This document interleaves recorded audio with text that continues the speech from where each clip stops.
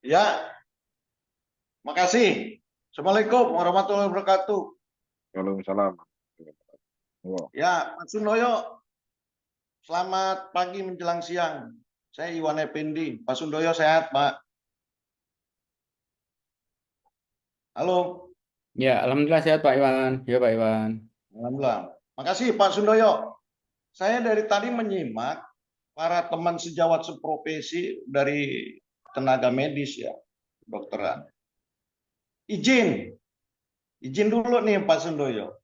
Ini di ujungnya rekomendasi MDP ini kan sangat berharga ya untuk kasus trias hukumnya itu. Sanksi disiplin, sanksi etik, sanksi pidana.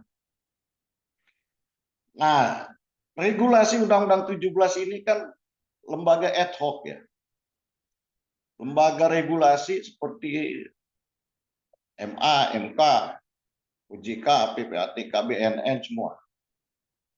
Nah, di dalam sebuah keputusan rapat pleno di MDP, Bapak sebagai ketua, izin nih Pak Sundoyo, saya masuk di dalam internal MDP. Ketika dalam musyawarah mufakat di dalam pleno terdokumentasi nggak namanya perbedaan pendapat pasti ada. Apakah sistem musyawarah mufakat itu terdokumentasi dissenting opinion? Karena kan nggak mungkin semuanya setuju. Berapa jumlah 9 misalnya, 5 lawan 4, 7 lawan 2 misalnya. Maka yang terbesar dalam dissenting itu. Karena nanti sewaktu-waktu pertanggungjawaban ini kan bukan sebagai MDP saja, regulasinya Undang-Undang 17 siapa? Pak Menteri Kesehatan. Itu saja Pak Sundoyo. Mohon maaf nih Pak Sundoyo. Jadi biar kita jelas karena luar biasa MDP ini. Apalagi kata Pak Sundoyo nanti di provinsi ada 5. Berarti kan mekanismenya apakah hampir sama?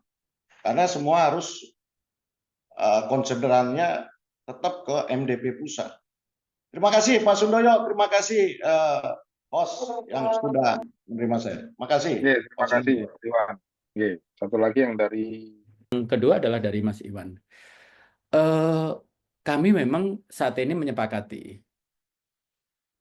di dalam rapat pleno itu adalah betul-betul seluruhnya 99-nya itu adalah musyawarah untuk mufakat. Tidak ada yang dissenting opinion. Berbeda dengan MKDKI yang dulu. Kalau MKDKI yang dulu itu ketika lama gitu rapat plenonya ya sudah dia akan vote gitu. Tapi kalau kita enggak. Apa pertimbangannya? Kita harus betul-betul ini musyawarah untuk mufakat karena ini adalah terkait dengan nasib orang, terkait dengan nasib dokter, terkait dengan nasib dokter gigi. Ketika di sini ada dissenting opinion, itu berarti ada beberapa hal yang dipertimbangkan oleh anggota MDP bahwa ini adalah memang berbeda gitu dengan apa yang teman-teman sudah menyepakati ini salah atau tidak salah. Sehingga sampai dengan hari ini, putusan yang sudah ditetapkan, baik itu terhadap pengaduan maupun rekomendasi yang kita berikan kepada penyidik gitu atau tenaga kesehatan ketika dia digugat adalah semuanya kita bulat 100% musyawarah untuk mufakat. Belum ada yang namanya dissenting opinion itu gitu. Pengawasan. Kami sebenarnya pada saat dilantik dan sudah bekerja 4 bulan, itu saya melihat sebenarnya mestinya harus ada kode etik Majelis Disiplin Profesi. Harus ada itu. Dan kami sudah berhasil menyusun itu, ini akan segera ditetapkan, maka ketika itu adalah ditetapkan, siapa ini sebenarnya yang akan mengawasi terkait dengan perilaku baik atau buruknya anggota MDP itu masih harus ada kayak Dewan Etik. Tadi yang saya sampaikan, anggota MDP yang sekarang ini di dalam menjalankan tugas fungsinya itu banyak itu yang menggoda, transaksional, etis, dan segala macam. Kalau itu tidak ada yang mengawasi, saya khawatir nanti kita jadi kayak superpower. Bayangkan ketika ada pengaduan, itu mulai dari bagaimana melakukan penyelidikan, penyidikan, sampai dia mengadili gitu, misalnya, sampai memutuskan, itu adalah ada di tangan MDP. Begitu juga rekomendasi. Ketika kita melakukan turun ke lapangan, lalu kita melakukan pemeriksaan, baik pasien,